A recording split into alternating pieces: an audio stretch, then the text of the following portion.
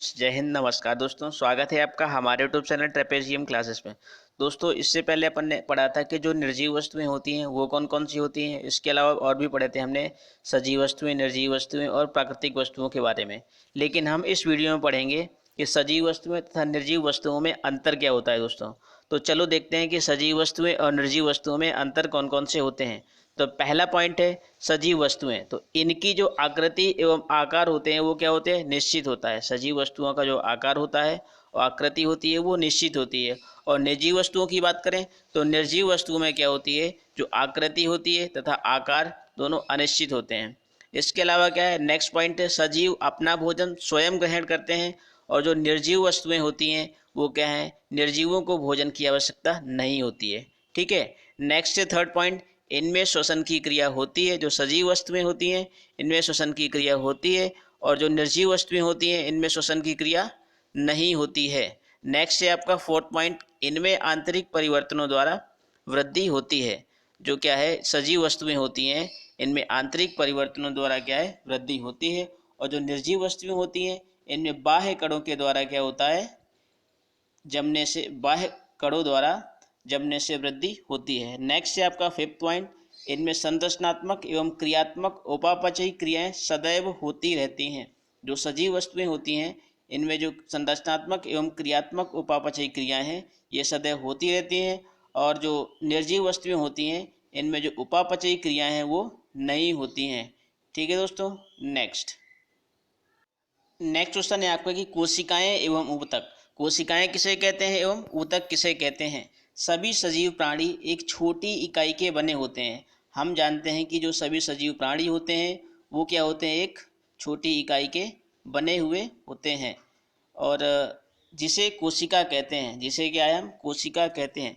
छोटी इकाई के बने होते हैं जिसे हम कोशिका कहते हैं। कोशिका भी एक सूक्ष्म अवयवों से बनी हुई होती है, जैसे क्या है, माइटोकॉन्ड्रिया, राइबोसोम, केंद्रक इत्यादि। ये सारे जो एग्जाम्पल है वो क्या है, कोशिकाएं से। नेक्स्ट है केंद्रक।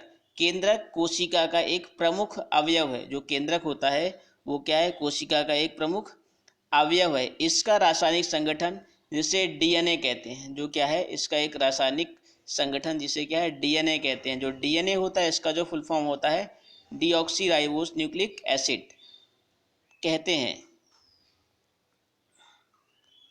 जो क्या है, जीवन के अणु कहा जाता है। इसके अलावा क्या है, ये मैंने आपको डायग्राम बना के शो करके दिखा रखा है कि ये क्या है, एक माइटोकॉन्ड्रिया है। इसकी जो ये आपको ये पोर्शन दिख रहा होगा ये क्या है, रिक्तिकाएं हैं। और ये क्या है, माइटोकॉन्ड्रिया, ये केंद्रक झिल्ली है। और ये वाला पोर्शन जो है वो क्या है, केंद्रिका।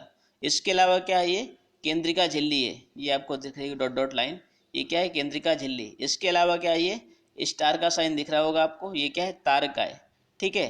नेक्स्ट अगले क्वेश्चन की ओर बढ़ते हैं। अगला क्वेश्चन है कि पौधों की संरचना एवं कार्य। जो पौधों की जो संरचना होती है वो किस प्रकार की होती है और जो उसके कार्य कौन कौन से होते हैं। तो चलिए देखते हैं। पौधों में मुख्यतः दो अंग तंत्र पाए जाते हैं। जो पौधा होता है उसमें क्या है, मुख्यतः दो अंग तंत्र पाए जाते हैं। पहला जो होता है वो होता है जड़ तंत्र और दूसरा जो होता है प्ररोह तंत्र। ठीक है।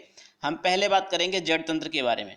पौधे का वह भाग जो भूमि के नीचे पाया जाता है जड़ तंत्र कहलाता है।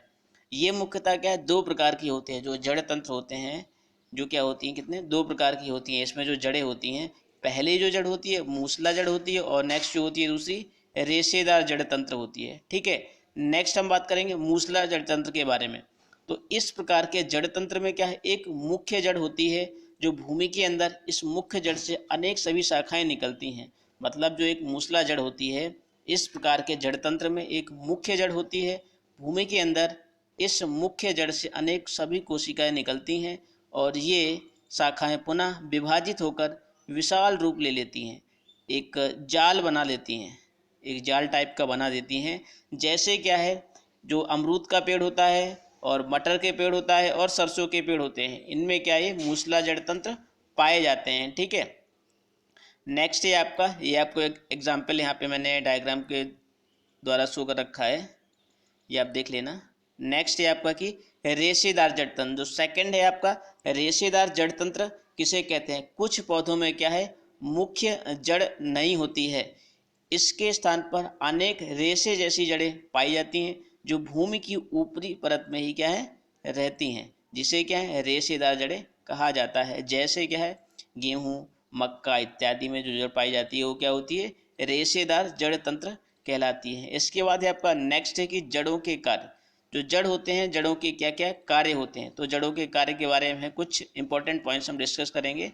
पहला पॉइंट है जड़ तंत्र के सामान्य कार्य निम्न है। तो चलिए देखते हैं पहला पॉइंट, जड़ तंत्र पौधों को भूमि से बांधे रखता है। जो जड़ तंत्र होता है उसका बहुत इंपॉर्टेंट रोल होता है, वो क्या करता है पौधों को भूमि से बांधे रखता है। नेक्स्ट सेकंड पॉइंट है आपका कि जड़ तंत्र द्वारा भूमि से जल तथा खनिज पदार्थों को पौधों की पत्तियों तक पहुंचाया जाता है, जहां पर क्या होता है इनका भोजन बनाने में होता है। जो जड़ तंत्र द्वारा भूमि से जल तथा खनिज पदार्थों को पौधों की पत्तियों तक पहुंचाया जाता है, जहां पर इनका प्रयोग भोजन बनाने में होता है। ठीक है। नेक्स्ट है सेकंड पॉइंट कि कुछ पौधे अपना भोजन स्वयं नहीं बनाते हैं और ये पौधे क्या है दूसरे पौधों पर निर्भर रहते हैं। इन्हें क्या कहते हैं परजीवी पौधे कहते हैं। यहाँ पे आपका एक शॉर्ट आंसर बन सकता है कि परजीवी पौधे किसे कहते हैं।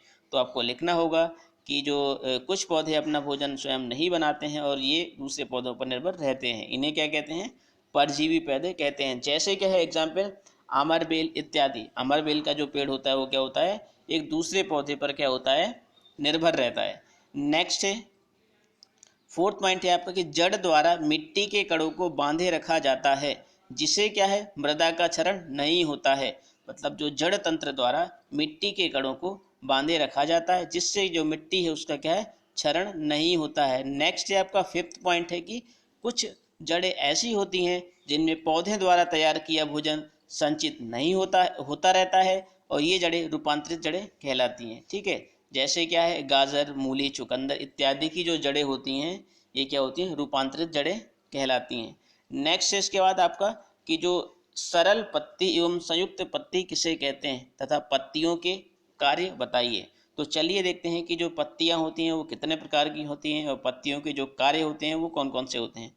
तो हम डिस्कस करेंगे पहले संयुक्त पत्ती के बारे में। तो वे पत्तियां जिन पत्तियों का पर्णफलक पत्तियों के विभिन्न स्थानों से होते हुए पत्ती के फलक तक पहुंच जाता है संयुक्त पत्ती कहलाती हैं। ठीक है। मतलब वे पत्तियां जिन पत्तियों का पर्णफलक पत्तियों के विभिन्न स्थानों से होते हुए पत्ती के फलक तक पहुंच जाता है संयुक्त पत्ती कहलाती है। या पत्तियों के कटे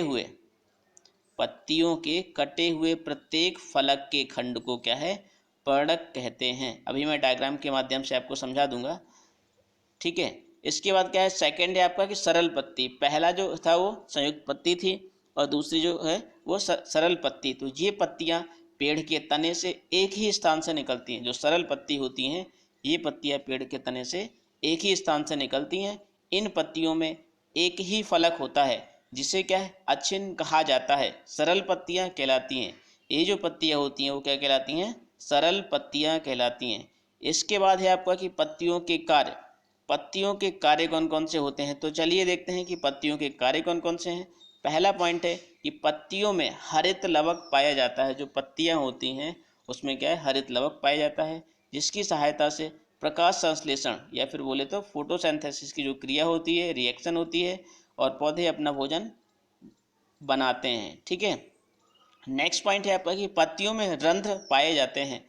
जो पत्तियों में क्या होते हैं रंध्र पाए जाते हैं, जो वाष्पोत्सर्जन में क्या होते हैं सहायक होते हैं। नेक्स्ट है आपका थर्ड पॉइंट, कुछ पौधों में पत्तियां रंगीन होती हैं जो कीटों को आकर्षित करती हैं। कुछ पौधे आपने देखा होगा जो उनकी पत्तियां होती हैं वो क्या होती हैं रंगीन होती हैं। वो जो पत्तियां रंगीन होती है वो क्या करती हैं कीटों को आकर्षित करती हैं। नेक्स्ट पॉइंट है आपका फोर्थ पॉइंट कि कुछ पौधों में जो पत्तियां होती हैं कांटों में रूपांतरित होती हैं, जिससे क्या है पौधों की जंतुओं से रक्षा होती है। कुछ पौधों में जो पत्तियां होती हैं वो कांटों में रूपांतरित होती हैं, जिससे क्या है पौधों की जंतुओं से रक्षा होती है। ठीक है। Thanks for watching. जय हिंद।